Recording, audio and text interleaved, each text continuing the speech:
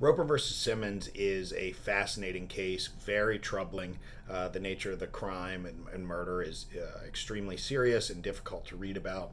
But what's important here is that Roper himself was a minor at the time that he committed murder. He was not yet 18 years old. And the question becomes simple: is it cruel and unusual to sentence a person who committed the crime as a juvenile to death? And the Supreme Court says yes. They says, listen, we've got to start moving past the death penalty here. Justice Kennedy, who was on the court at the time, is very big into international law and writes a great opinion describing how other countries do this kind of stuff.